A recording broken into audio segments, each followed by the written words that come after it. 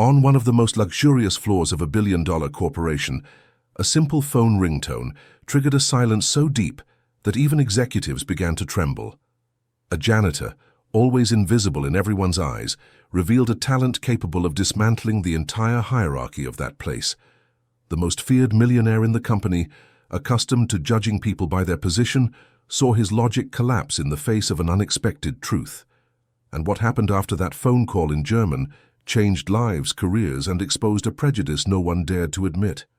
Before discovering this unbelievable story, don't forget to subscribe to the channel for more stories that reveal the hidden value of people. On the 30th floor of the Zenith Tower, where the rarefied air seemed to carry the weight of billions, and the Persian rug muffled any sound other than the discreet clinking of silverware in executive meetings, Ilara's routine was a symphony of invisibility.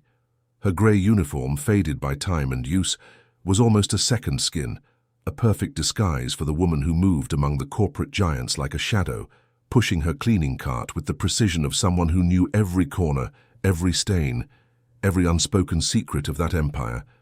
The scent of disinfectant, her daily perfume, announced her passage before she was even noticed, and silence was her shield, her armor against the hurried glances and unspoken words.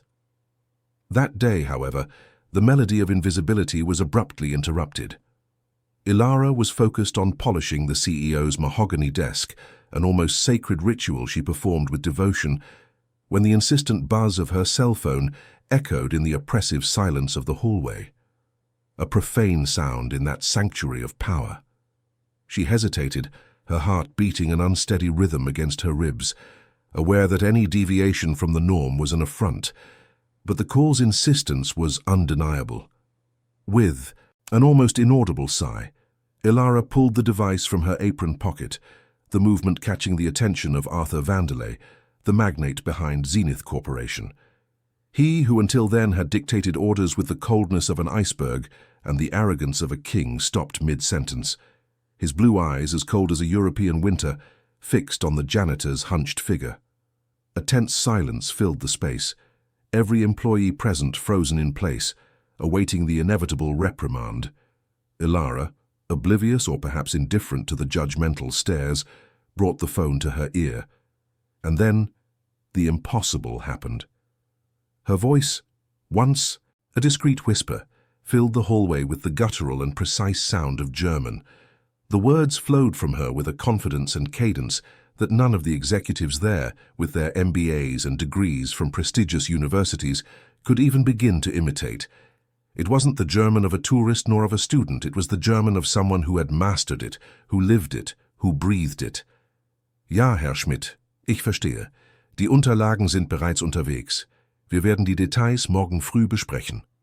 The sentence, delivered with a quiet authority, dismantled the silent hierarchy that sustained that environment. A janitor wasn't supposed to sound like a European specialist. The bucket of dirty water next to Ilara, the rag in her hand, the grey uniform, all of it clashed violently with the image of the woman who had just spoken.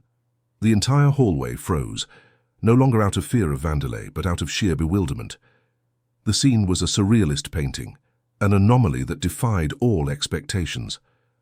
Arthur Vandelay, the man who prided himself on his ability to read people and situations, felt a deep unease. That fluent voice, filled with nuance and a perfect accent, didn't match the bucket she pushed, nor the smell of disinfectant that accompanied her. There was something there, a dissonance that disturbed him. His analytical mind, used to unraveling financial mysteries, was now faced with a human enigma. Who was this woman, and why was she cleaning the floors of his empire? Curiosity, a rare feeling for him, began to eat at him. He had to know. The image of Ilara, phone still in hand, the serenity on her face contrasting with the silent chaos she had caused, was etched in Arthur Vandelay's mind. He tried to resume the meeting, but the words seemed hollow, lacking their usual weight. His eyes, once focused on charts and projections, now drifted to the discreet figure who continued her work as if nothing extraordinary had happened.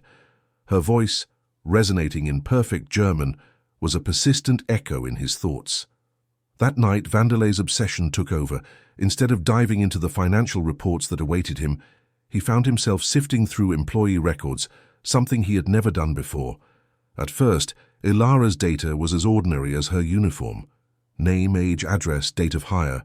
Nothing to justify the scene he had witnessed. But Vanderlei was not a man who settled for the surface. He ordered his HR team to dig deeper, to unearth every detail, every line of her resume, every piece of information that might exist. Hours later, a file was placed on his desk. Vanderlei opened it with a mixture of impatience and anticipation, and what he found there left him stunned. Ilara Müller. She wasn't just a janitor.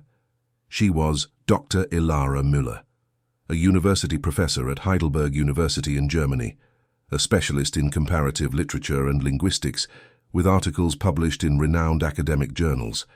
A brilliant mind, a heavyweight intellectual, who had dedicated her life to the study of words and cultures.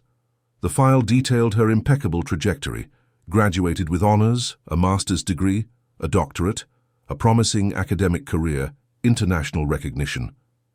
But then, the narrative took a dark turn. The sudden and devastating illness of her husband, also an academic, the exorbitant medical bills that drained their savings, the desperate struggle to keep him alive, and finally, his death.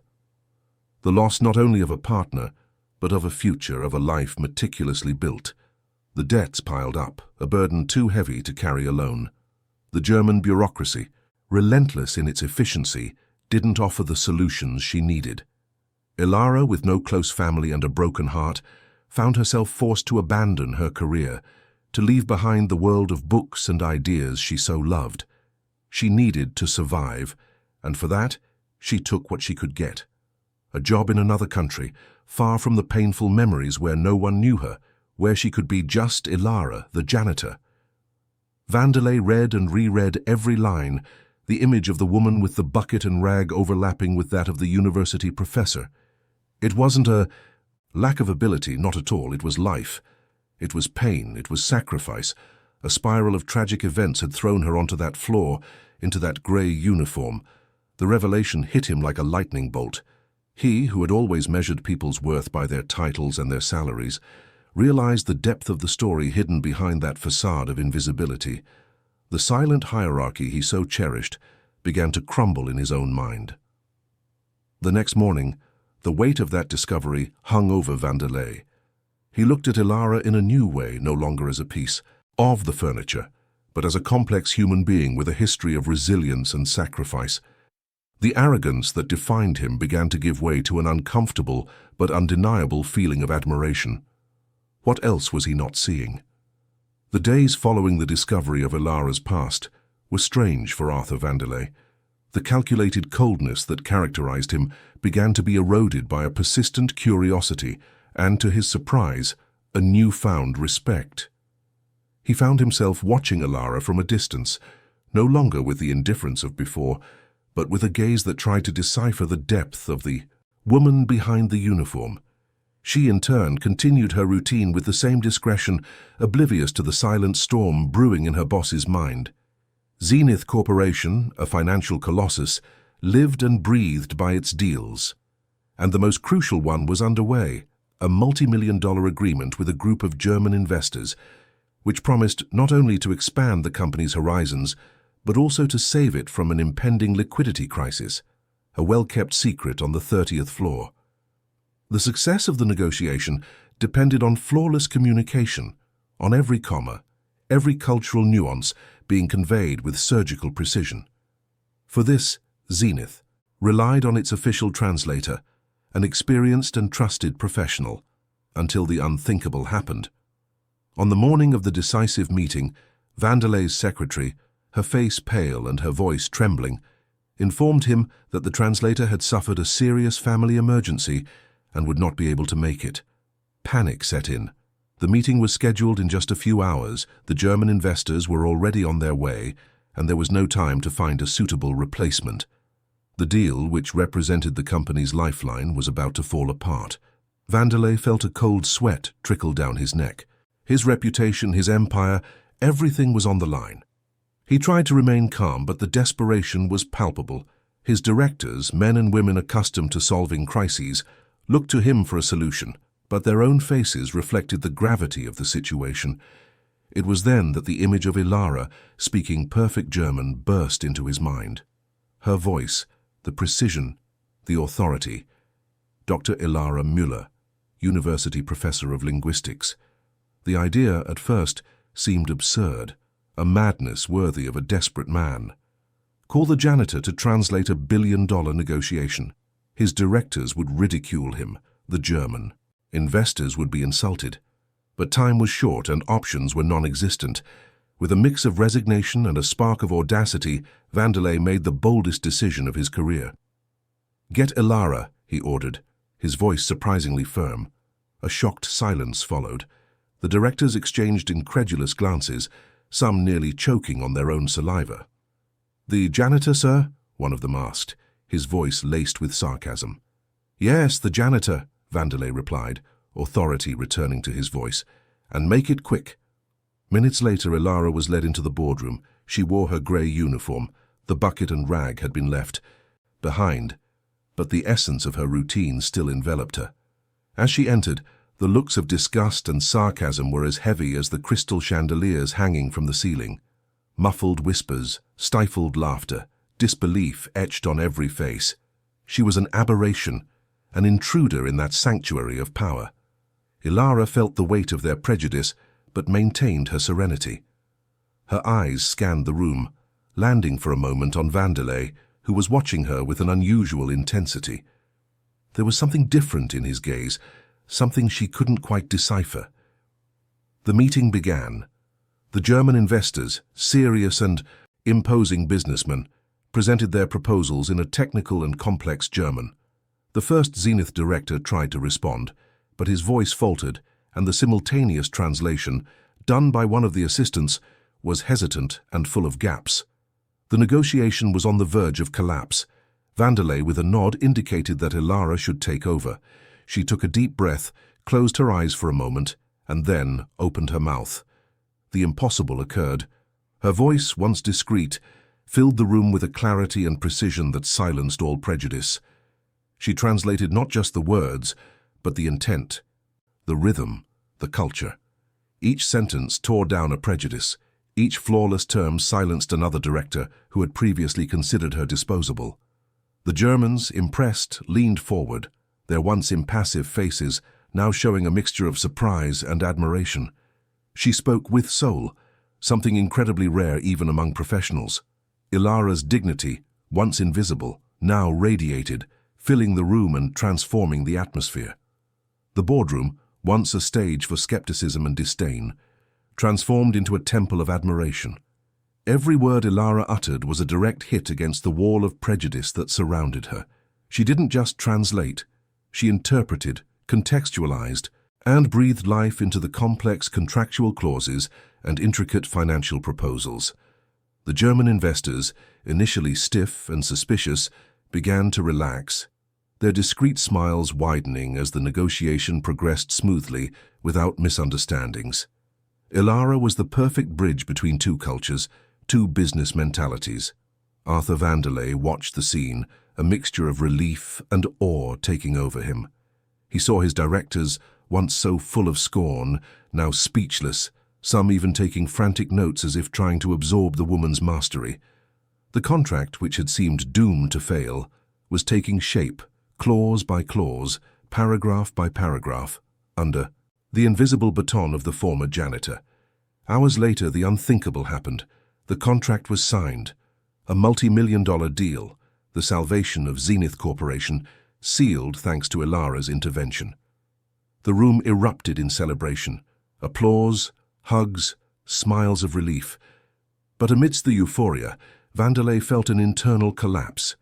He, the magnate who had always measured people's worth by their titles, their salaries, their last names, had just been saved by someone he considered irrelevant, an invisible cog in the machine of his empire. The raw, undeniable truth hit him with the force of a thunderclap. His prejudice had blinded him to the immense talent right under his nose. He had built his life and his fortune on the premise that value was on the surface, in what was visible, in what was tangible. And now, a woman in a grey uniform, with a past of pain and resilience, had dismantled that premise in a matter of hours. Shame began to set in, a strange and uncomfortable feeling for a man who rarely allowed himself weaknesses. When the room finally emptied, only Vandelay and Ilara remained. The silence that followed was different from the oppressive silence of before. It was a silence charged with unspoken meanings, with newly discovered truths. Vandelay, for the first time in a long time, felt small, disarmed. "Why?" he asked, his voice hoarse, almost a whisper. "Why was someone with your background, with your talent, cleaning floors?" Ilara faced him, her eyes conveying a serenity that disarmed him even more. There was no anger, no resentment, just a deep calm, the calm of someone who has already faced life's greatest storms. "Dignity, Mr. Vandelay," she replied, her voice soft but firm, "doesn't depend on the job we hold. It doesn't depend on the uniform we wear. It depends on how we move forward, how we get back up, even when the world pushes us to the ground. It depends on our ability to maintain our integrity, to preserve who we are, regardless of the circumstances." She paused, and a faint, almost imperceptible smile touched her lips. "And knowledge," she continued, "knowledge is the one thing no one can take from us. Not grief, not poverty, not a grey uniform. It is our essence, our freedom." Ilara's words echoed in the room, each one another brick in the reconstruction of Vandelay's perspective. He felt a lump in his throat, an emotion he hadn't experienced in a long time. The initial shame gave way to a silent transformation, a profound recognition of his own mistakes. He had been saved not just from financial bankruptcy, but from a moral one. The janitor had cleaned more than the floor. She had begun to clean the prejudice from his heart. The night after the contract was signed was a long one for Arthur Vandelay. Ilara's words resonated in his mind, dismantling years of deep-seated convictions. He was confronted with the image of himself, a man who had built an empire but had failed miserably to see the human value beyond figures and titles. His arrogance, once an impenetrable armor, now felt like a tight and uncomfortable garment. Shame, a feeling so alien to his nature, consumed him. But Vandelay was not a man who allowed himself to stagnate. His mistakes, however painful, had always been catalysts for action, and this time the action would not be to expand his wealth, but to right a wrong, to recognize a talent that he, in his blindness, had almost let slip away. The next morning, the atmosphere at Zenith Corporation was one of restrained euphoria. The deal with the Germans had been their salvation, and the buzz about the janitor who saved the company ran through the hallways, a mix of admiration and disbelief. Ilara, as always, maintained her discreet posture, but there was a new light in her eyes, a spark of recognition that hadn't been there before. Vandelay called her to his office. Ilara entered, her grey uniform seeming a little less heavy that day. She didn't know what to expect, a reprimand for having exposed her past, a formal thank you. Vandelay, sitting behind his imposing mahogany desk, didn't look like the same man from before. There was a humility in his gaze, a vulnerability Ilara never imagined she would see. He was direct, without beating around the bush, as was his style. "Dr. Müller," he began, and the title, spoken by him, sounded like a strange and welcome melody to Ilara's ears. "I made a mistake, a serious one. I underestimated you. I judged you by your appearance, by your job, and for that, I apologize." Ilara watched him, surprised. An apology from Arthur Vandelay was unheard of. "Zenith Corporation needs people like you," he continued, his voice gaining firmness. "People with your intelligence, your ability, your resilience, people who see beyond the obvious, who bring soul to what they do." He paused, and then, with a gesture that seemed rehearsed but was purely spontaneous, he pushed a document across the desk toward her. "I would like to offer you a position, senior bilingual translator, with a salary commensurate with your education and experience, and with the status you deserve. This isn't a favor, Dr. Müller, it's a reparation. It's the recognition of a talent we almost lost."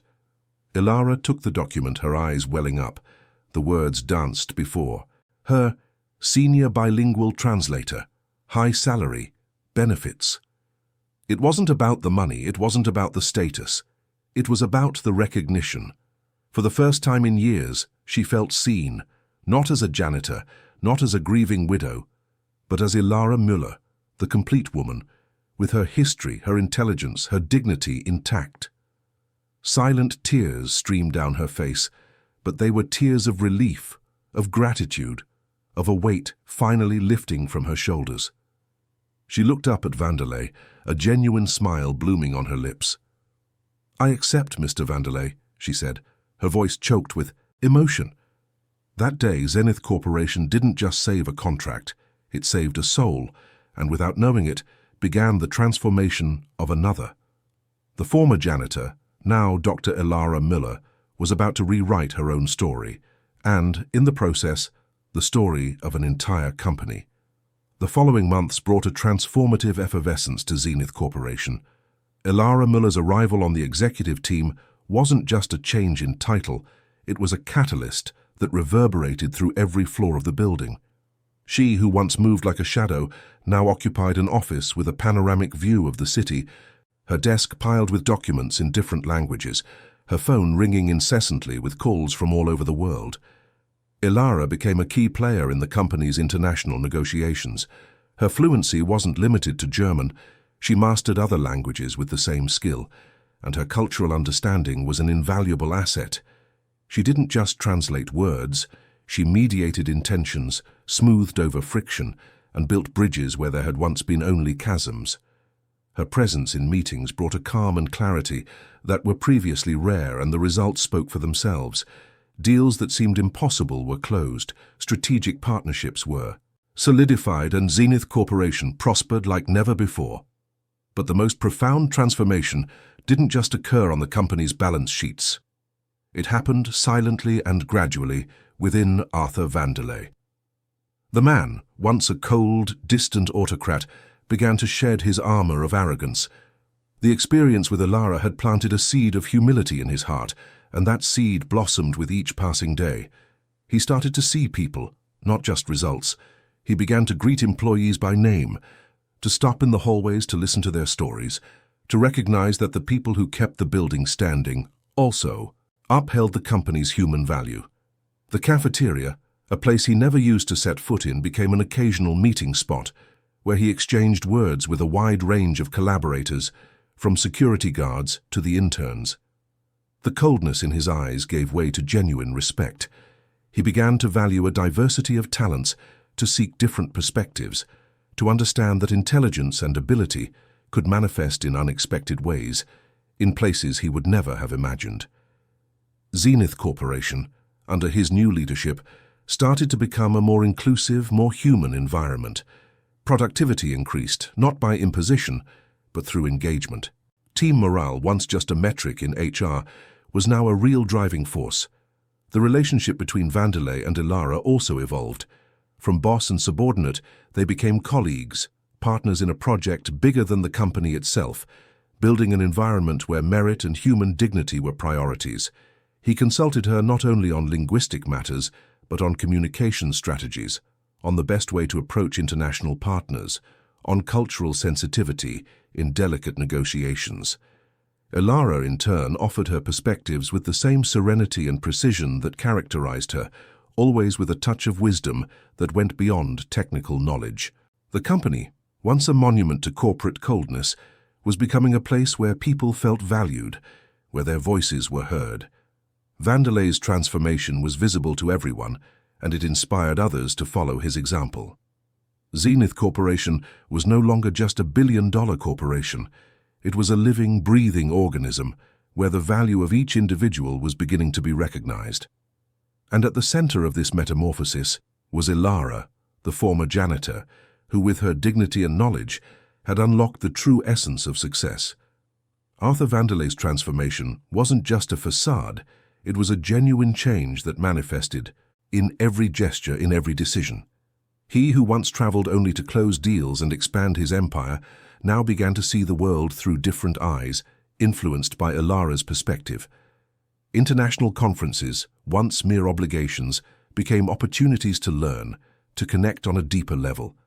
It was on one of these occasions that Vanderlei made a decision that, to many, would seem like just another step in his new journey of valuing talent. But for Ilara, it represented the closing of a chapter, the healing of a deep wound. He invited her to accompany him to a business conference in Berlin.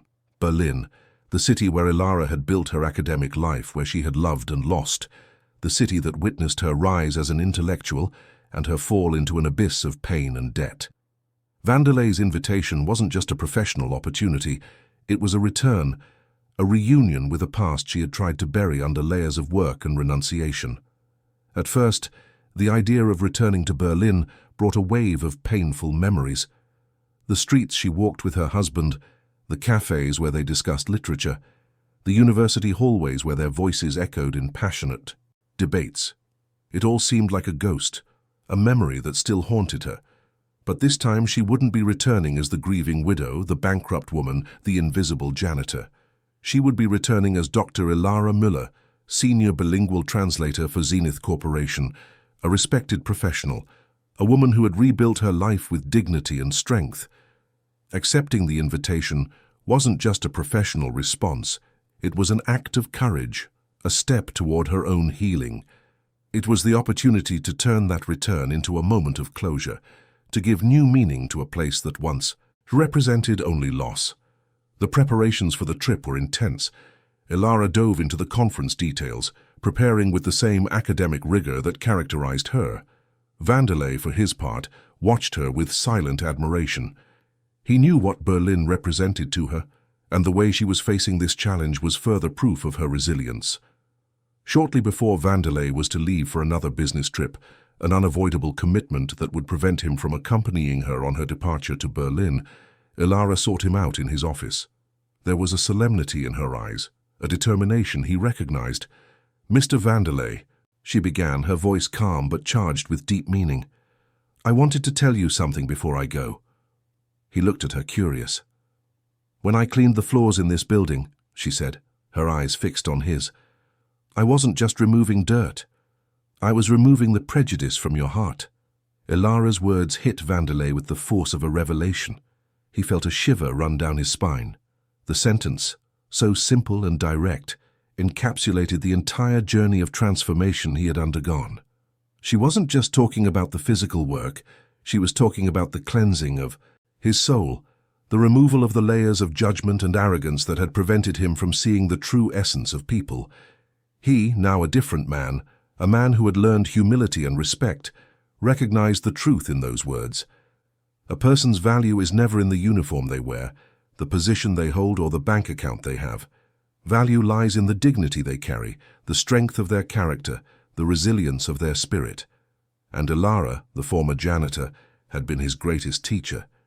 The trip to Berlin wouldn't just be a return, it would be a celebration of a new life, a new perspective, a new Arthur Vanderlei. Ilara's sentence echoed in Arthur Vanderlei's mind long after she had left his office. "When I cleaned the floors, I wasn't just removing dirt. I was removing the prejudice from your heart." It was a truth so simple, so profound, that it disarmed him completely. He found himself reflecting on every interaction, every hasty judgment, every missed opportunity to see the human being behind the title or the role. The transformation he thought had been a gradual process now revealed itself as an event catalyzed by a single person, by a single truth. Ilara's departure for Berlin marked a new chapter, not just for her but for Zenith Corporation itself. Her absence, even if temporary, was felt. It wasn't just the lack of an exceptional translator, but the absence of a presence that had infused a new soul into the company. Vanderlei, for his part, immersed himself in his own commitments, but with a renewed perspective. Every meeting, every negotiation was now approached with a sensitivity and respect that were previously foreign to him. Meanwhile, Ilara embarked on her journey of return. The flight to Berlin was a mix of anxiety and anticipation. Every cloud that passed by the window seemed to carry a memory, a fragment of her past. She remembered the first time she flew to Germany, a young academic full of dreams, alongside her beloved husband. Now she was returning alone, but no longer helpless. Upon landing on German soil, the cold, familiar air of Berlin enveloped her. The streets, the buildings, the sounds. Everything was an echo of a life she had left behind. But this time, There was no searing pain of loss, only a melancholic acceptance. She was there not as a victim of fate, but as a victor, a survivor who had rewritten her own story. The conference in Berlin was a prestigious event, bringing together business leaders and academics from around the world. Ilara, in her new role, represented Zenith Corporation with a poise that impressed everyone. Her fluency in German, her understanding of cultural nuances, and her sharp intellect made her stand out among the crowd of executives. She debated, negotiated, and presented ideas with the same passion she had once dedicated to literature and linguistics. But the real test wasn't in the conference rooms, but on the streets of Berlin. During one of the breaks, Ilara decided to revisit some of the places that had marked her life with her husband. The small cafe where they used to have breakfast, the bookstore where they spent hours lost among the shelves, the park where they walked hand in hand. Each location was a portal to the past, a torrent of emotions she had suppressed for so long. As she sat at their usual table in the cafe, she felt his presence beside her. It wasn't a hallucination, but a memory so vivid it felt real. The laughter, the conversations, the plans for the future, it all came flooding back. Silent tears streamed down her face, but they weren't tears of despair. They were tears of catharsis, of acceptance, of gratitude for having lived that love, for having had the chance to love and be loved so deeply. She realized that while the pain of loss would never completely disappear, it no longer defined her. She was more than the widow of a brilliant man. She was Ilara Miller, a strong, resilient woman capable of starting over and flourishing again. Berlin, once a symbol of her tragedy, now became the stage for her resurrection. The wound was healing, and with every step Ilara felt more whole, more at peace with herself. The trip wasn't just a return, it was a journey of self-discovery and renewal. Ilara's return to Berlin was not just a business trip, it was a personal pilgrimage, a reunion with the ghosts of her past who, instead of haunting her, set her free. Every street she walked, every memory she revisited, served to solidify the woman she had become. The pain of loss still existed, but it was now a distant echo, a scar that told a story of overcoming, no longer an open wound. Back at Zenith Corporation, Ilara brought with her not only new contacts and promising deals, but an aura of renewal. Her serenity, once a shield, was now a strength, a light that radiated confidence and wisdom. She became an informal mentor to many in the company, a living testament that resilience and dignity could turn adversity into stepping stones for success. Arthur Vanderlei watched this new Ilara with growing admiration. Her phrase, "When I cleaned the floors, I wasn't just removing dirt, I was removing the prejudice from your heart," had become a silent mantra in his mind. He repeated it to himself in moments of doubt, in situations where his old arrogance threatened to resurface. Vanderlei's transformation was palpable.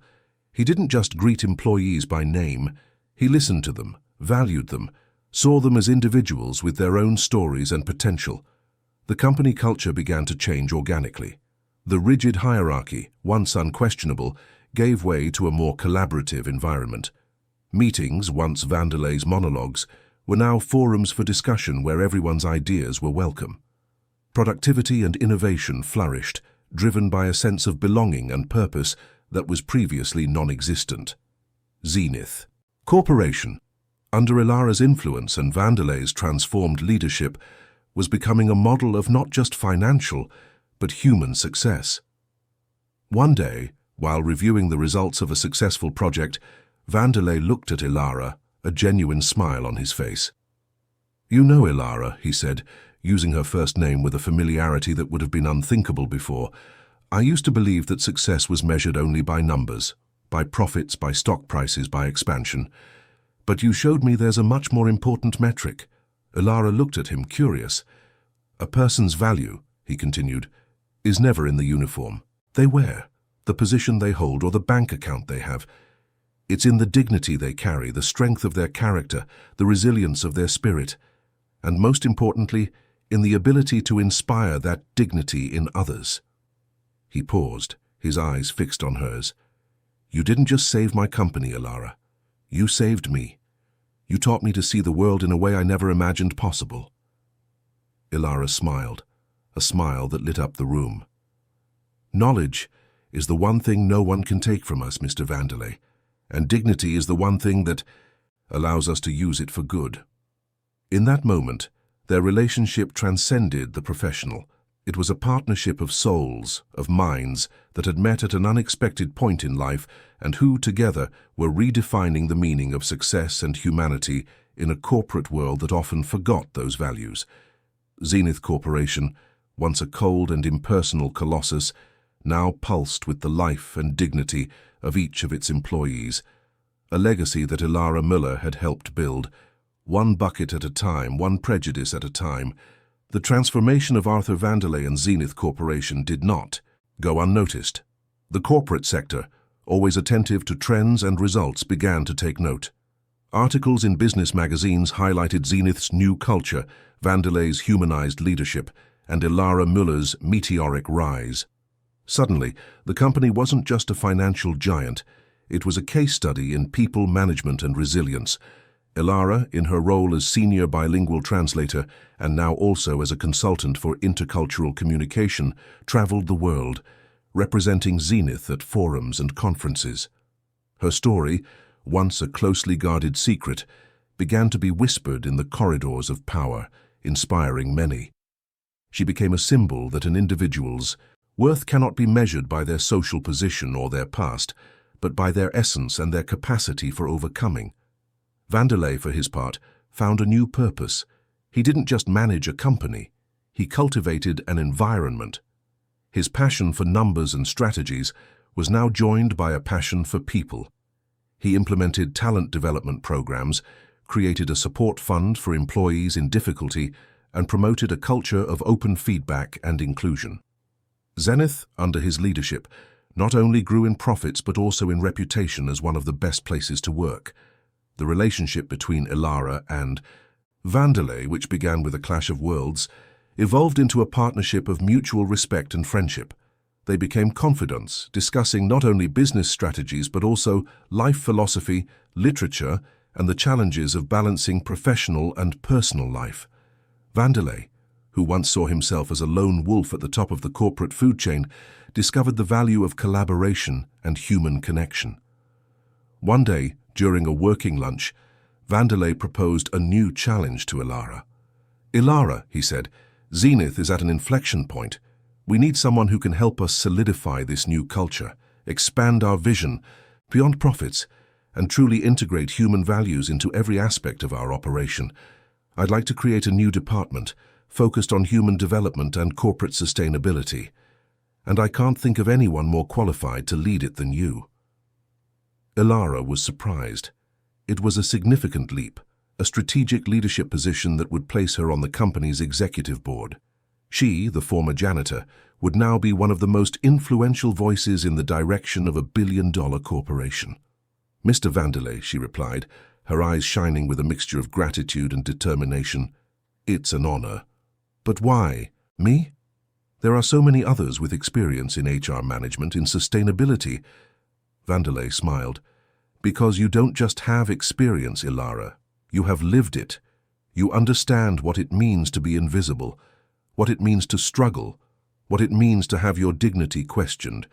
You have the soul of the company, the essence of what we want to be, and besides, you have the ability to inspire, to transform. No one else could do this like you." Ilara accepted the challenge.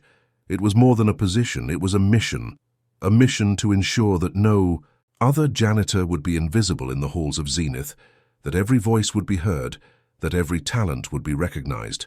She knew the road would be long, but she was ready.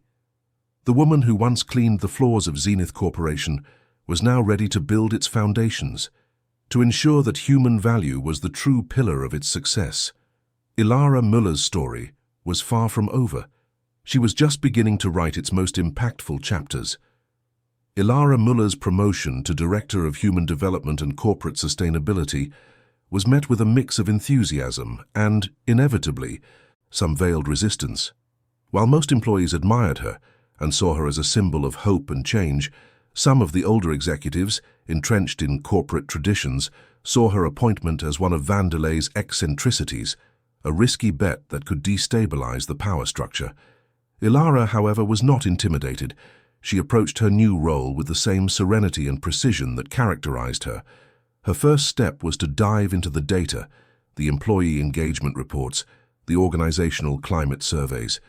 She wanted to understand the roots of the problems, the communication gaps, the points of friction that still persisted despite the superficial changes. One of her first initiatives was the creation of a reverse mentoring program. Senior executives would be mentored by rank-and-file employees, learning about daily challenges, the innovations that could emerge from the ground floor, and the perspectives of those on the front lines. The idea at first caused discomfort. How could a director be mentored by a janitor or a receptionist? But Ilara, with Vanderlei's unconditional support, implemented the program firmly. The results were surprising. Directors who once lived in their ivory towers began to have a deeper understanding of the company's reality. Hierarchical barriers started to dissolve and a sense of community and collaboration flourished. Ilara organized workshops on nonviolent communication, emotional intelligence, and diversity, not just for employees, but for senior management, challenging them to rethink their own leadership approaches. In parallel, she launched an ambitious sustainability project, focused not only on reducing the company's carbon footprint, but also on creating a positive social impact in the communities where Zenith operated. She believed that true sustainability went beyond the environmental. It was about building an ecosystem where everyone could thrive. The initial resistance began to dissipate as the results appeared. Employee turnover dropped dramatically, engagement increased, and Zenith's reputation as an employer of choice soared. The directors who once doubted Ilara now sought her advice, recognizing the wisdom and vision she brought to the table. Arthur Vanderlei watched it all with quiet pride. He saw in Ilara the embodiment of his own transformation. The company he had built on numbers and power was now a reflection of human values, of dignity and respect. He had learned that a true legacy was not just the fortune accumulated, but the positive impact one left on the world and in people's lives. One day, as Ilara presented the results of the reverse mentoring program to the board, one of the most skeptical directors, who had vehemently opposed her appointment, stood up. "Dr. Müller," he said, his voice choked with emotion, "I must admit I was wrong. Completely wrong. Your vision, your passion, your ability to see the potential in each of us. You haven't just changed this company. You've changed me." Ilara smiled, a smile that carried the history of her journey, the proof that dignity, knowledge, and resilience were the greatest transformative forces. Zenith Corporation was no longer just a building of glass and steel. It was a living, breathing organism, where every individual was valued, and where prejudice had finally been swept away. Zenith Corporation, under the shared leadership of Arthur Vanderlei and Ilara Müller, flourished in ways that were once unimaginable. The company was not only a model of financial success, but also a beacon of social and corporate innovation. Ilara's story, from janitor to director, became a legend in the company's hallways and beyond, inspiring a new generation of employees to believe in the power of resilience and dignity. However, not everything was a bed of roses. Ilara's meteoric rise and Vanderlei's transformation generated, as with any major change, pockets of resistance. Some of the older directors, though silenced by the positive results, still harbored a latent resentment. They saw the new culture as a softening of the company, a loss of the aggressiveness that in their view was essential for success in the competitive market. Among these, Marcus Thorne, the chief financial officer, stood out. Thorne was a man of numbers, cold and calculating, who saw Ilara as an intruder, an anomaly that had subverted the natural order of things. He believed that the humanization of the company was an expensive distraction, luxury Zenith couldn't afford. He didn't dare confront Vanderlei directly, but his cold stares and sarcastic comments in meetings were a constant reminder of the ideological battle still simmering behind the scenes. Ilara, aware of the resistance, did not let it faze her. She understood that profound change took time and that not everyone would be willing to embrace it. Her strategy was simple: prove with results that humanization was not a cost, but an investment. And the numbers were on her side. Productivity had increased, turnover had decreased, and innovation was flourishing in every department. One day, during a SATE board meeting to discuss the annual budget, Thorne launched his attack. He presented charts and projections that, according to him, demonstrated that Elara's human development and sustainability programs were unnecessary costs that were eroding the company's profit margin. He argued that Zenith needed to return to its roots of relentless efficiency to maintain its competitive edge.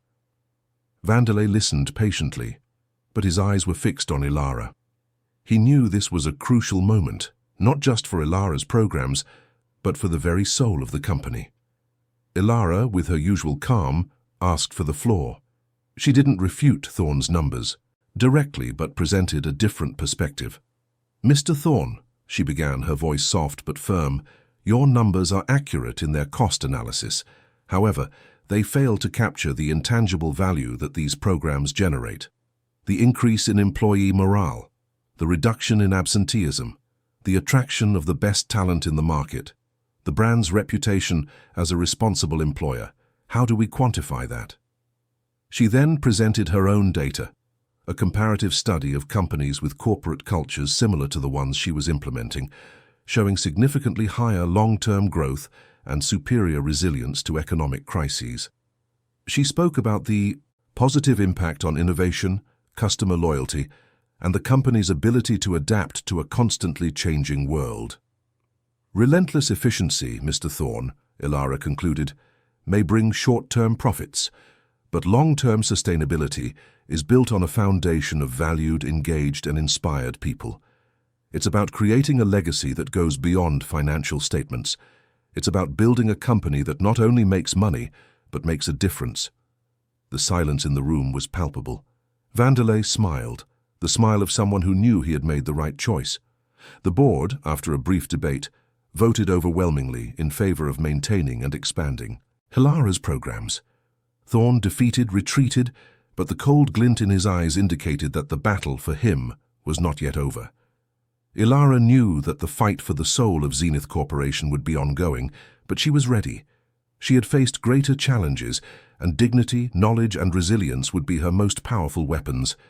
Despite Elara's victory in the boardroom, Marcus Thorne's shadow loomed over the halls of Zenith. His resistance, though now more veiled, was a constant reminder that the company's transformation was an ongoing process, and that not everyone was willing to embrace the new vision. Thorne, with his sharp mind for numbers and his network of influential contacts, represented a silent but persistent threat. Elara, however, did not let herself be consumed by this opposition.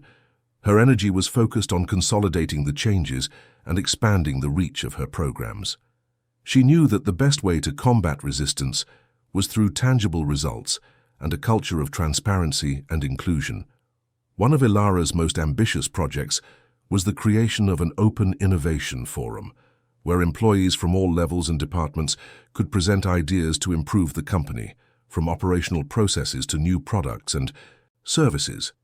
The idea was to democratize innovation, recognizing that the best solutions often came from those on the front lines, facing daily challenges. The forum was a resounding success. Brilliant ideas emerged from unexpected places. A janitor proposed a more efficient waste management system, a receptionist suggested an app to optimize meeting scheduling, and an IT technician developed a tool to improve internal communication. Elara ensured that every idea was heard, evaluated, and, if feasible, implemented, with due recognition to its creators. This initiative not only generated valuable innovations, but also strengthened the employees' sense of belonging and appreciation. They felt like an active part of building the company. Their voices were heard, their contributions were celebrated. Zenith Corporation, once an environment where creativity was often stifled by bureaucracy, now pulsed with an entrepreneurial spirit. Meanwhile, Vanderlei continued to be Elara's biggest supporter. He saw in her not just a competent director, but a visionary who was redefining what it meant to be a successful company in the 21st century. He supported her in every initiative, providing the resources and authority she needed to implement her ideas. Despite all the success, Elara felt that there was still a missing piece. In her own personal puzzle, The trip to Berlin had been cathartic, but the memory of her husband, of her academic life, was still a loose thread in her soul. She had found a new purpose, a new family at Zenith, but the memory of her past, though no longer painful, was still a chapter to be fully closed. It was then that an unexpected opportunity arose. Heidelberg University, her former institution, was organizing an international symposium on language and leadership in the 21st century, and Ilara was invited to be one of the keynote speakers. The invitation was a recognition of her journey, a nod to the academic expertise she had left behind. Ilara hesitated. Returning to Heidelberg, the place where she had been a professor, where she had built her career and her life with her husband, was an even more significant step than returning to Berlin.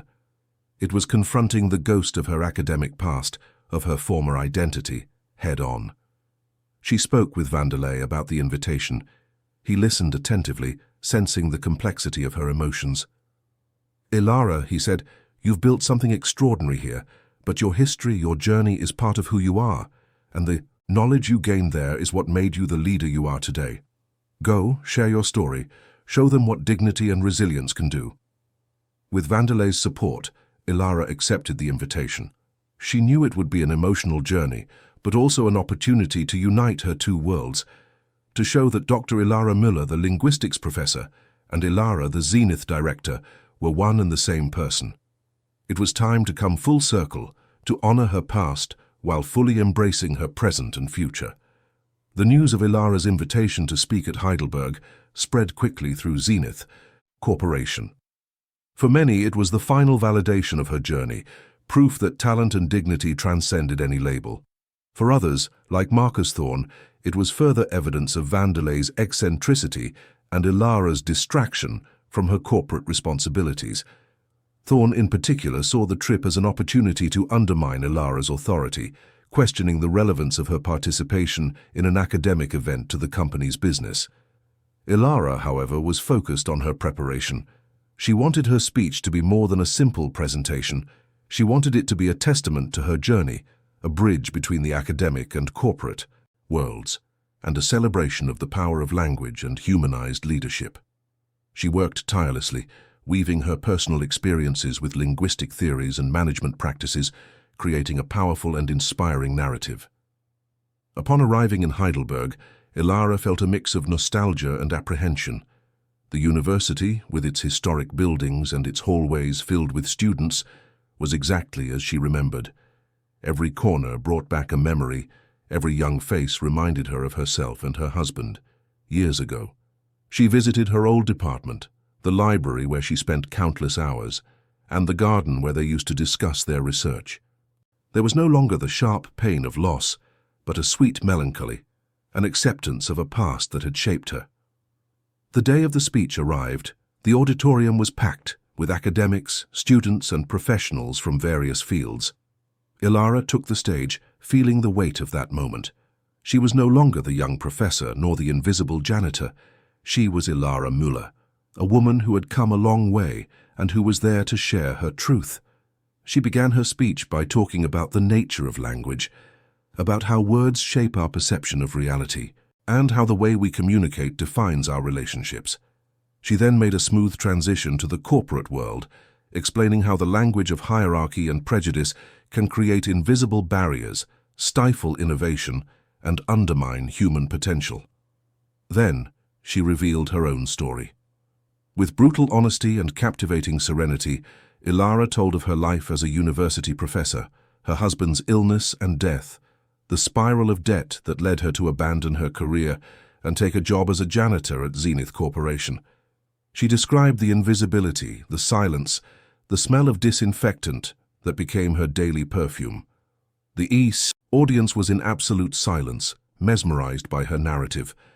And then she spoke about the moment her cell phone rang, about the call in German that changed her life, about the opportunity to translate a crucial negotiation, and about the transformation that followed, not just for her, but for Arthur Vanderlei and the entire Zenith Corporation. She spoke about the importance of seeing the human being behind the uniform, of valuing the dignity of each individual, of building a culture of respect and inclusion. Language, she concluded, is not just a means of communication, it is a tool of power.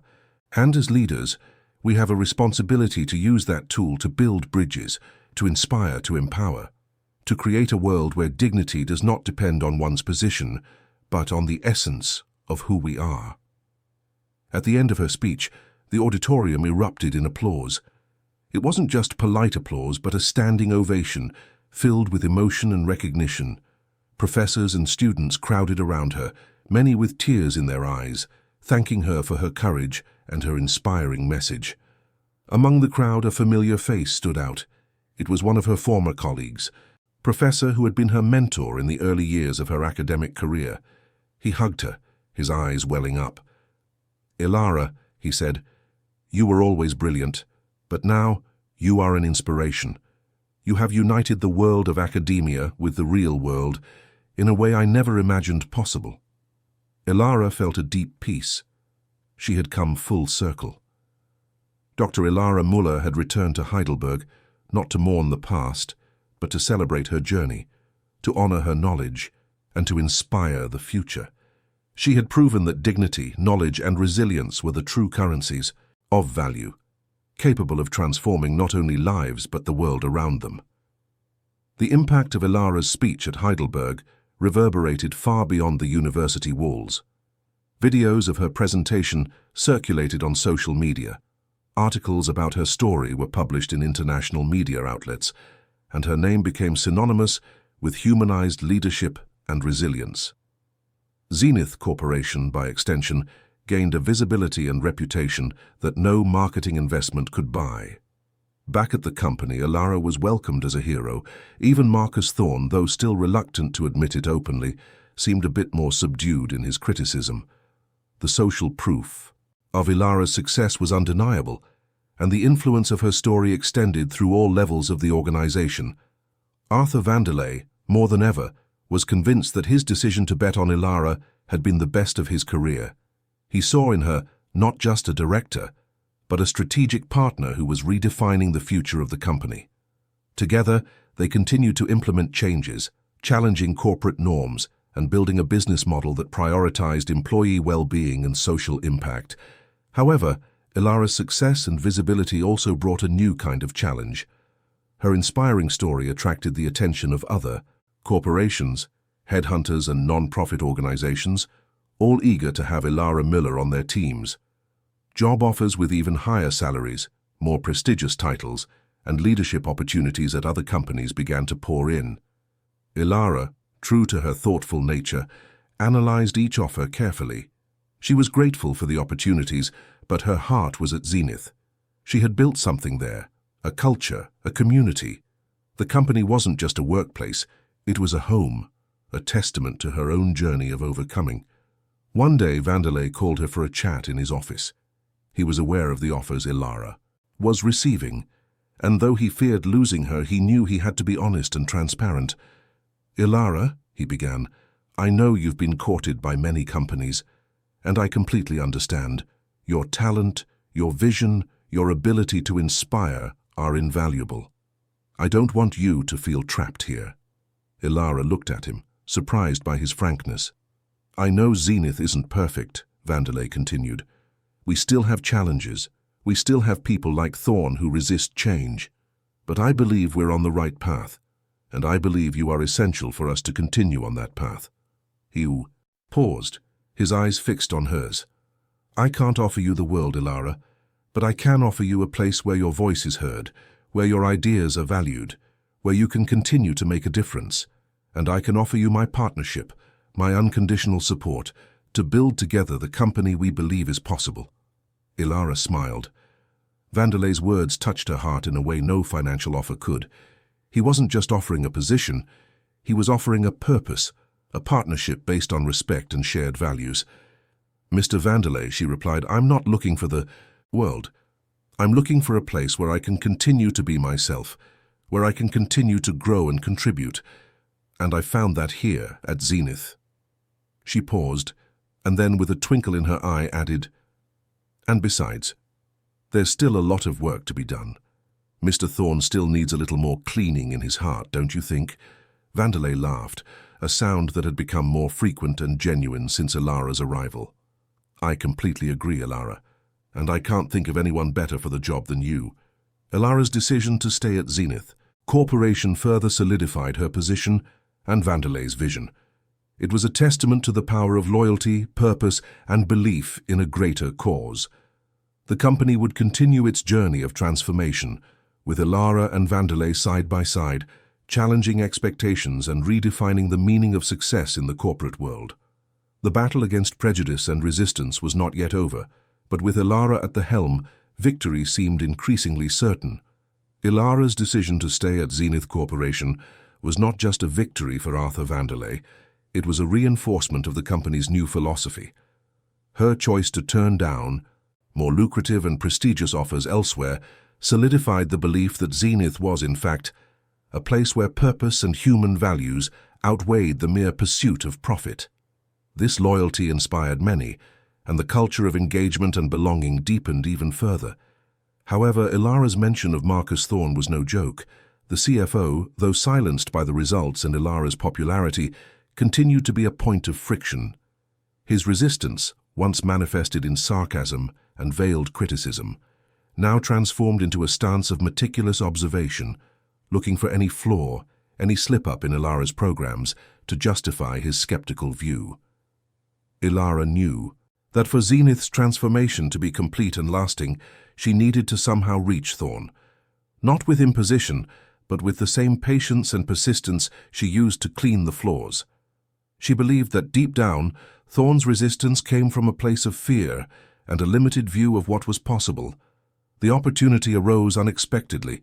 Zenith was about to close a merger with a German tech company, a complex deal that would require rigorous financial due diligence and delicate cultural integration.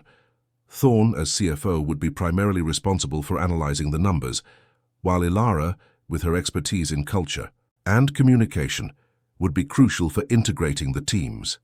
The first meetings between Thorne and Ilara to discuss the merger were tense. He presented his reports with a calculated coldness, focused only on financial risks, while Ilara tried to introduce the importance of cultural compatibility and employee well-being in the integration process.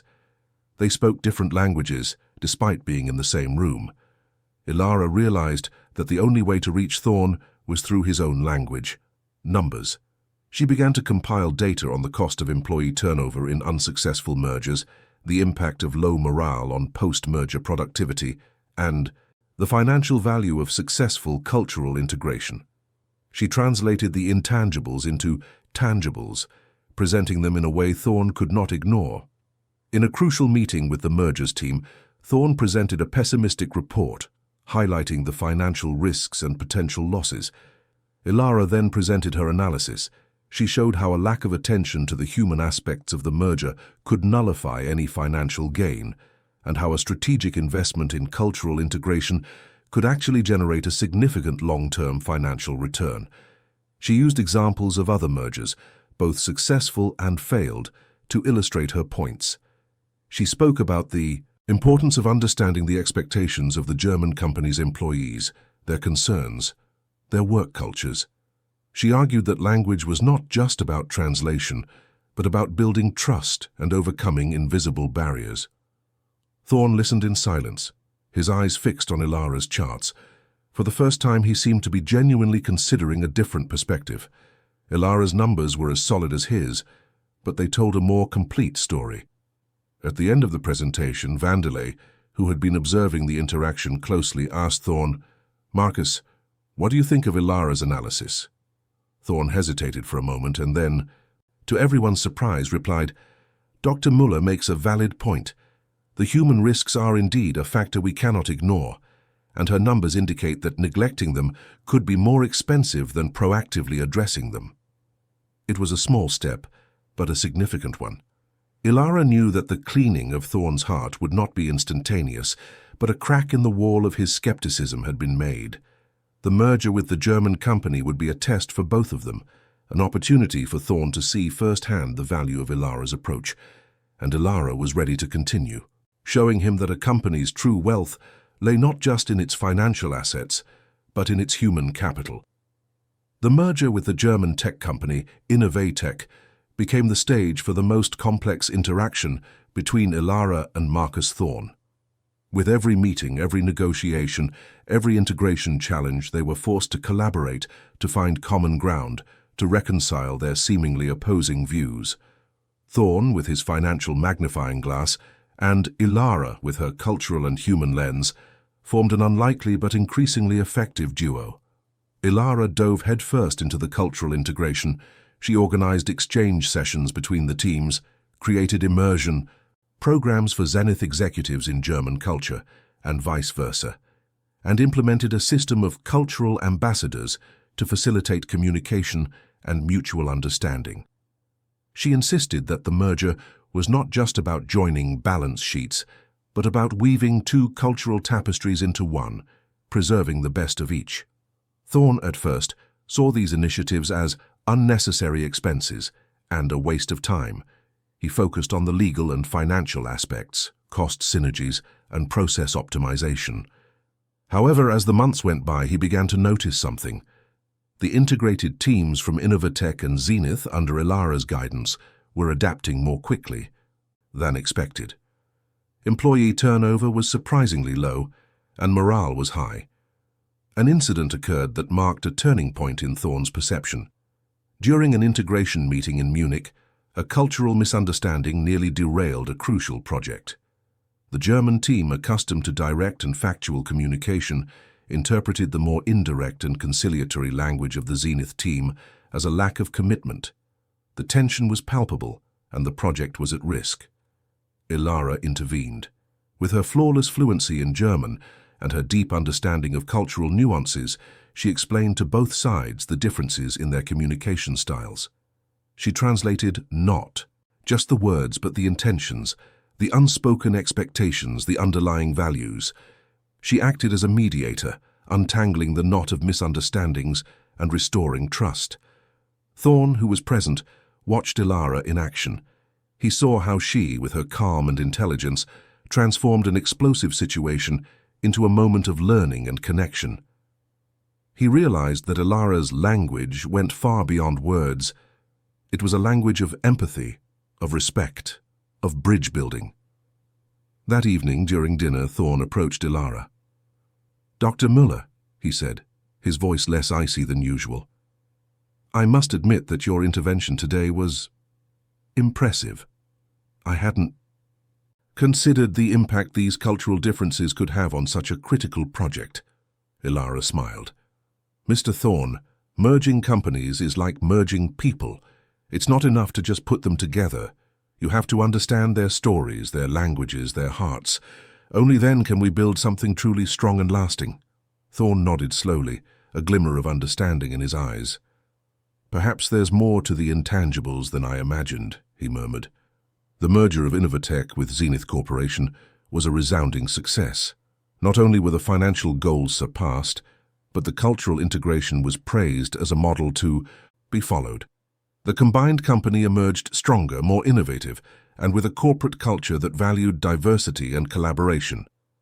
Marcus Thorne, though he never became a fervent enthusiast of Ilara's programs, began to see them with a new perspective. He started to include human factors in his financial analyses, recognizing that employee well-being and corporate culture had a direct impact on the bottom line.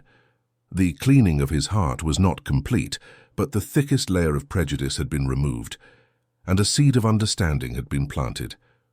Ilara knew the journey was long, but with each small step, Zenith was becoming a more human, more dignified place, more aligned with the vision she and Vanderlei were building. The successful merger with Innovatech solidified Ilara Müller's reputation as a visionary leader and Arthur Vanderlei's as a CEO ahead of his time. Zenith Corporation, now a global powerhouse with an enviable corporate culture, became a case study in business schools and a model for other companies seeking to balance profit with purpose.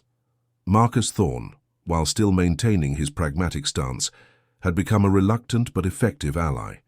He not only accepted Ilara's initiatives, but on certain occasions even defended them. Based on financial data he compiled himself, the cleaning of his heart, as Ilara affectionately called it, was an ongoing process, but the results were undeniable. Ilara's life, however, was not just about work. With financial stability and professional recognition, she began to revisit old passions. Literature, her first love, once again took a central place in her life. She started writing again, not academic articles, but essays and short stories that explored themes of resilience, dignity, and the complexity of the human experience. Vandelay, noticing the sparkle in Ilara's eyes when she spoke about her writing, encouraged her to go further. He connected her with publishers, and to the surprise of many, Ilara Müller's first book, a collection of essays titled The Dignity of the Invisible, became an international bestseller. The book, which chronicled her journey from professor to janitor and back to leadership, resonated deeply with readers from all walks of life. Ilara's story, told in her own words, inspired millions. She was invited to speak at literary conferences, leadership forums, and on television shows, sharing her message that a person's worth is not in their title or their wealth, but in their essence and their ability to overcome adversity. Zenith Corporation, meanwhile, continued to thrive under the leadership of Vandelay and Ilara. They launched a foundation to support the education and professional development of vulnerable people, ensuring that Ilara's story was not an exception, but an example to be followed. The foundation offered scholarships, mentoring programs, and employment opportunities, creating a virtuous cycle of support and empowerment. Years passed. Arthur Vandelay, as time went on, decided to retire, leaving Ilara Müller as his successor to be the CEO of Zenith Corporation. The news was met with general acclaim. The janitor who once cleaned the company's hallways now led its destiny, a living testament to the power of transformation and the vision of a man who learned to see beyond appearances. In her acceptance speech, Ilara, with the same serenity and dignity that characterized her, looked out at the audience, which included an emotional Arthur Vandelay and a Marcus Thorne, who, despite his usual seriousness, wore a rare smile of approval. "When I first entered this company," she said, her voice clear and resonant, "I was invisible. I cleaned the floors, and with them I cleaned away prejudice. Today I stand here, not as a symbol of an extraordinary story, but as a reminder that each of us has a story, a potential, a dignity that deserves to be seen, heard, and valued." She paused, and her eyes scanned the room, landing for a moment on Vandelay. "Arthur taught me that true success is not measured by numbers, but by the impact we have on people's lives. And I promise you that, under my leadership, Zenith Corporation will continue to be a place where human dignity is our greatest asset, where innovation is driven by empathy, and where every voice has the power to change the world." The ovation was deafening. Ilara Müller, the former janitor, had reached the top not by chance but by merit, by resilience, and by an unshakable dignity. Her journey was proof that, with an open mind and a clean heart, the impossible could become reality. And Zenith Corporation, under her leadership, was ready to write the next chapters of a story that began with a bucket, a rag, and a voice speaking German. Under the leadership of CEO Ilara Müller, Zenith Corporation flourished in ways that surpassed the most optimistic expectations. The company not only maintained its financial strength, but also became a global icon of social responsibility and humanized innovation. Ilara's vision that corporate success and human well-being were intrinsically linked proved to be not only ethical, but also extremely profitable. One of the most remarkable legacies of her tenure was the expansion of the Ilara Müller Foundation. What began as an internal support program for employees in difficulty transformed into a global organization that provided education, mentorship, and employment opportunities to marginalized communities worldwide. The foundation became a beacon of hope, demonstrating that corporate capital could be a powerful force for social good. Ilara, with her calm and intelligence, continued to challenge the norms. She implemented flexible work policies that became a benchmark in the industry, promoted diversity at all levels of the company, and invested heavily in technologies that not only increased efficiency, but also improved the quality of life for employees. Zenith, under her leadership, was not just a place to work, it was a place to grow, learn, and thrive. Arthur Vandelay, now enjoying his retirement on a quiet farm, watched Ilara's success with paternal pride. He and Ilara kept in regular contact, their conversations extending beyond business to philosophy, art, and the complexity of life. Vandelay, who was once a cold and calculating man, had found peace and wisdom, and he attributed much of it to Ilara's influence. Marcus Thorne, for his part, remained with the company as CFO, but his relationship with Ilara had evolved into one of mutual respect. He was still the guardian of the numbers, but he now understood that Ilara's intangibles were, in fact, the cornerstones of sustainable financial success. He became a quiet advocate for human development programs, using his expertise to quantify the return on investment in social initiatives. Ilara Müller's story became a cultural phenomenon. Her book, The Dignity of the Invisible, was translated into dozens of languages and adopted as required reading in leadership and business ethics courses. She was frequently invited to speak at universities and global forums, sharing her journey and her leadership philosophy. On one such occasion, during an international conference on the future of work, Ilara was asked what she considered to be the greatest challenge for leaders in the 21st century. She smiled, her eyes shining with the accumulated wisdom of an extraordinary life. "The greatest challenge," she replied, "is not technology, nor globalization, nor competition. It is the ability to see the human being, to recognize the dignity in every individual, regardless of their position, their background, or their history. It is the ability to understand that the true wealth of an organization lies not in its financial assets, but in its human capital." She paused, and her voice became softer, yet filled with a deep conviction. "And the greatest legacy we can leave," she continued, "is not the empires we build, but the lives we touch, the opportunities we create, and the hope we inspire. Because in the end we are all part of the same human tapestry, and the strength of one thread depends on the strength of all the others." The audience gave her a standing ovation, moved by her words. Ilara Müller, the woman who was once invisible, had become one of the most influential voices of her generation, a living testament that dignity, knowledge, and resilience were the true keys to transforming not just a company, but the world. Her story, which began with a bucket and a rag, had become an anthem to the human capacity for overcoming and the beauty of transformation. And so the narrative of Ilara Müller continued to inspire, with each new day, with each new life she touched. The years unfolded, and Zenith Corporation, under the leadership of Ilara Müller, established itself as a beacon of innovation and humanity on the global corporate stage. The company not only thrived financially, but was also recognized for its exemplary culture, where every employee felt valued and part of something bigger. Ilara, with her vision and empathy, had redefined what it meant to be a successful corporation. The Ilara Müller Foundation, her personal passion, expanded exponentially, reaching millions of lives on every continent.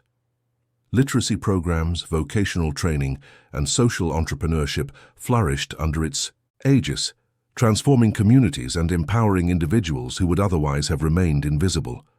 Ilara's story, from janitor to CEO, was told and retold, inspiring a new generation to believe in the power of dignity and resilience. Arthur Vandelay, now in his advanced years but with a mind as sharp as ever, continued to be a confidant and mentor to Ilara. Their conversations were long and deep, filled with reflections on life, legacy, and the future. Vandelay, who had found redemption through Ilara, saw in her the embodiment of everything he had learned about true human value. Marcus Thorne, now one of the most loyal and respected members of the board, had become a fervent advocate for Ilara's approach. He used his financial expertise to demonstrate the return on investment in social and environmental programs, proving that ethics and profit could, in fact, go hand in hand. The cleaning of his heart was complete, and he became a living testament to the transformative power of empathy. Despite all the success and recognition, Ilara remained true to her essence. She never forgot her origins, nor the lessons learned in the days she cleaned the floors of Zenith. She kept a small bucket and a cleaning rag in her office, a silent reminder of her journey and the dignity inherent in all work. One day, Ilara received a special invitation.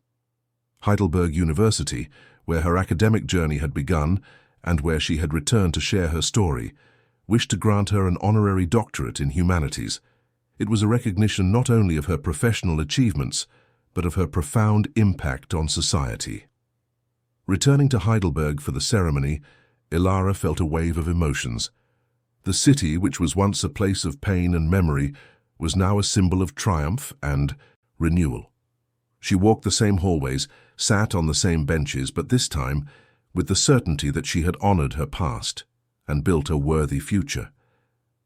In her acceptance speech for the doctorate, Ilara spoke about the interconnectedness of all things, about how every life, no matter how humble it may seem, has the potential to change the world.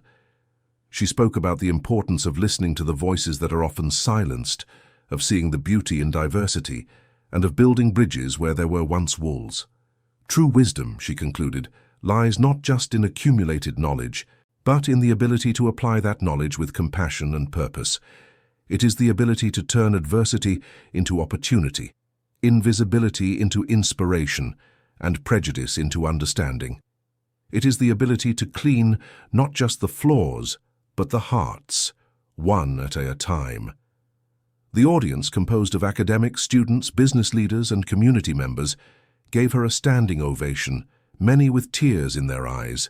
Ilara Müller, the woman who had lost everything and rebuilt her life with unshakable dignity, had become a living legend, a beacon of hope in a world that so desperately needed it. Her story was not just about a company or a career. It was about the human journey, about the search for meaning, about the ability to find light even in the deepest darkness. And as the sun set over Heidelberg, Ilara Müller knew that her journey, though full of challenges, had been above all a journey of love, resilience, and the eternal dignity of the human spirit. The final chapter of her story was still being written, but the legacy of Ilara Müller was already etched forever in the annals of history. Ilara Müller's life, though filled with global responsibilities and commitments, never lost its essence of simplicity and purpose. She remained the same thoughtful and empathetic woman, despite the power and influence she wielded. Her routine was a harmonious blend of corporate leadership, social activism, and moments of introspection, where literature and music still found their place. One of the greatest challenges Ilara faced as CEO was the growing global polarization and the rise of movements that threatened the values of inclusion and diversity she so cherished.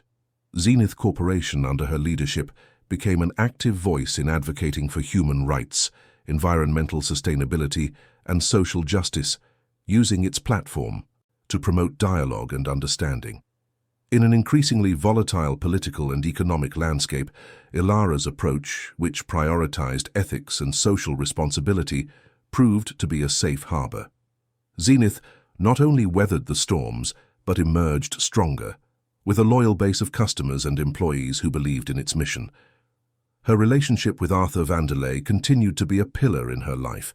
He, now in his 90s, was a wise counselor, a loyal friend, and an honorary grandfather to Ilara's children, who had grown up hearing the stories of their mother and the man who had discovered her. Vanderlei, in his final years, found a peace he never imagined possible, a legacy that went far beyond the billions he had accumulated. Marcus Thorne, for his part, had become one of the most fervent defenders of the Ilara approach. He, who was once the epitome of financial pragmatism, now lectured at conferences on the value of human capital and the importance of sustainability. His transformation was a silent testament to the power of Ilara's influence. The Ilara Müller Foundation continued to expand its reach, becoming one of the largest and most respected philanthropic organizations in the world. It invested in education for girls in developing countries, reintegration programs for former inmates, and environmental conservation initiatives. The foundation was the materialization of Ilara's belief that every life mattered and that every person deserved a chance to thrive.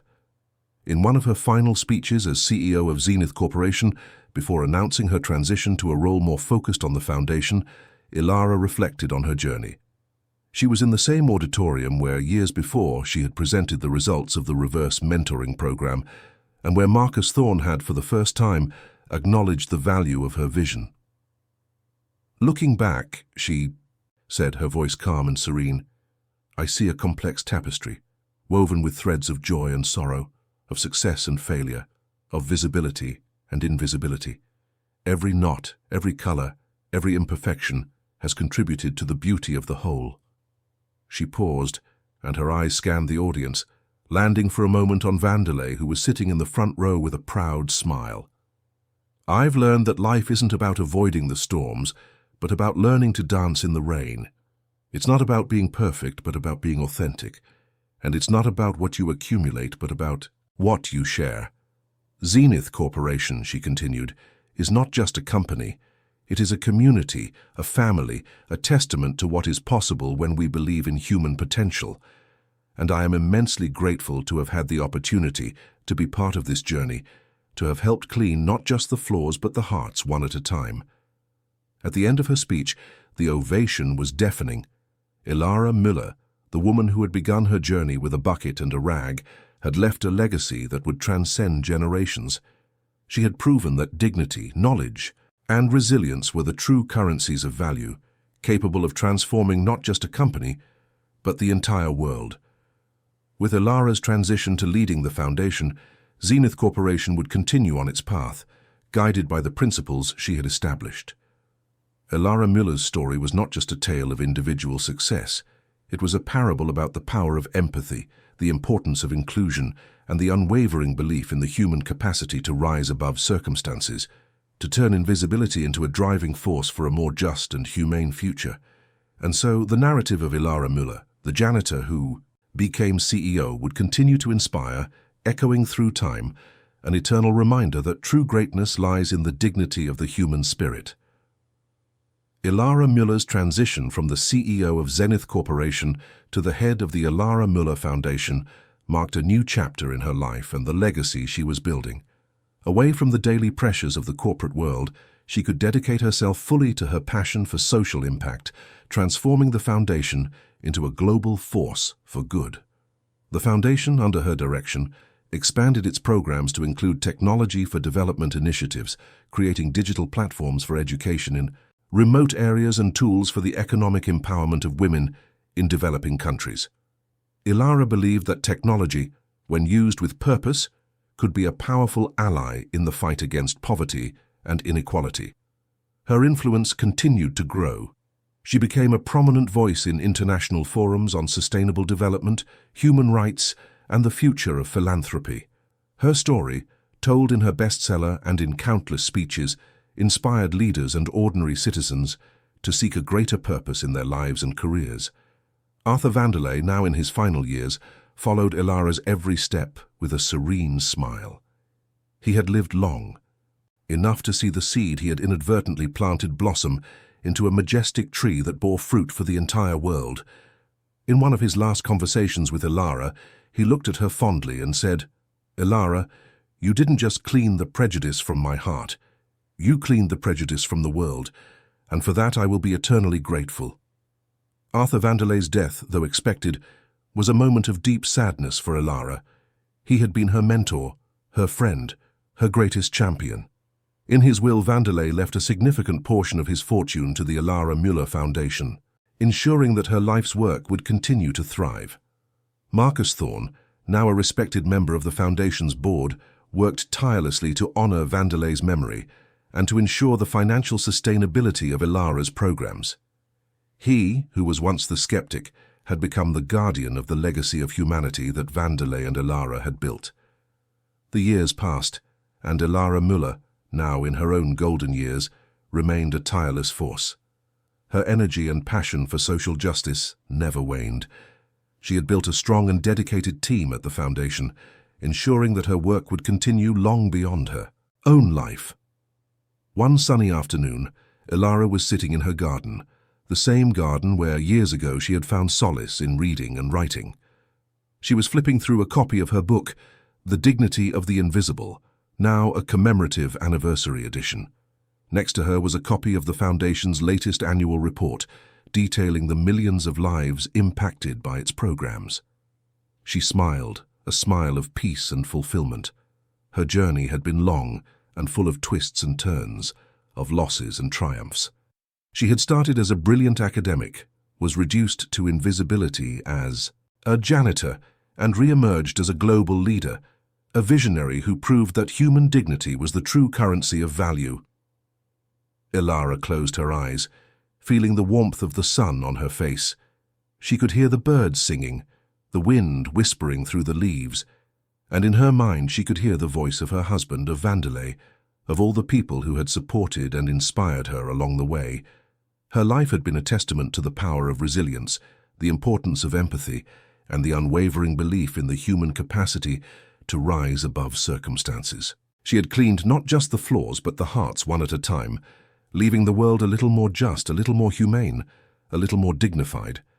And so, the story of Ilara Müller, the janitor who became CEO, and then one of the greatest philanthropists of her time, would continue to be told, echoing through the generations, an eternal reminder that true greatness lies in the dignity of the human spirit and the ability to turn invisibility into a driving force for a better future. The legacy of Ilara Müller was proof that, with a clean heart and a clear vision, the impossible could in fact become reality. Ilara Müller, now a legendary figure, felt the gentle weight of the years on her shoulders, but the flame in her eyes remained as vivid as on the day she translated that crucial phone call. Sitting in her garden, the afternoon sun caressing her face, she leafed through the pages of a new book, a biography chronicling her extraordinary journey.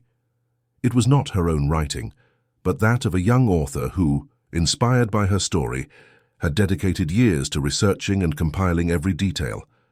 Suddenly, a soft breeze rustled the leaves of the trees, and Ilara felt a familiar presence.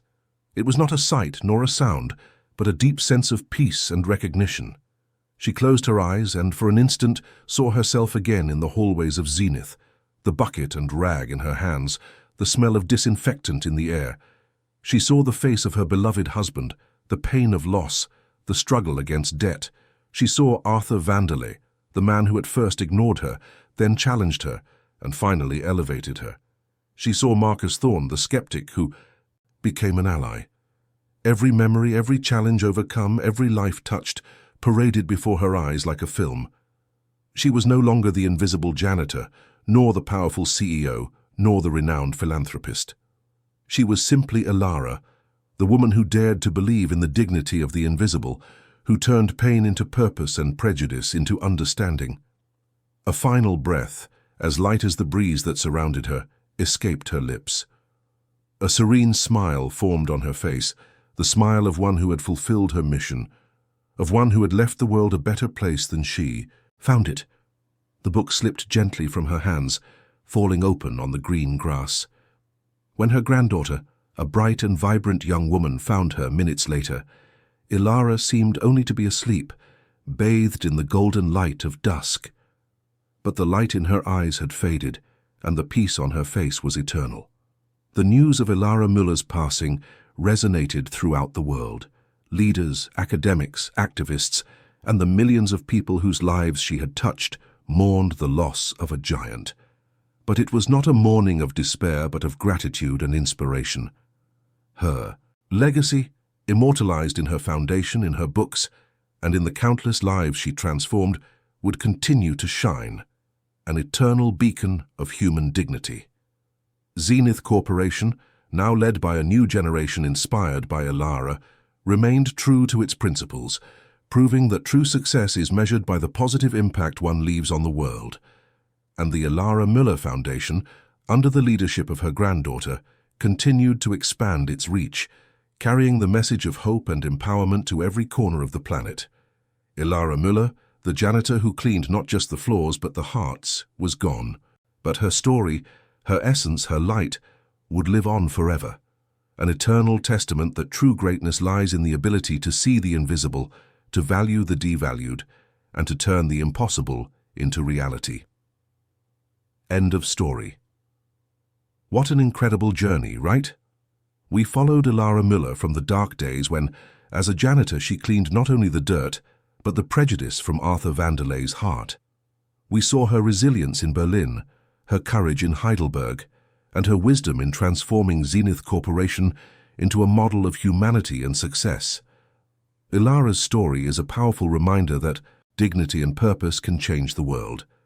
If you were moved, inspired, and connected with every chapter of this narrative, be sure to show your support. Subscribe to our channel so you don't miss any story that makes us reflect and dream. Hit the like button on this video so more people can discover Ilara's journey. Comment below what moment struck you the most and what you learned from this extraordinary woman. And of course, share this story with friends and family who need a dose of inspiration. Want more stories that touch the soul and expand the mind? Check out the playlist on the left with other incredible narratives we've prepared for you. Your next great inspiration might be just a click away.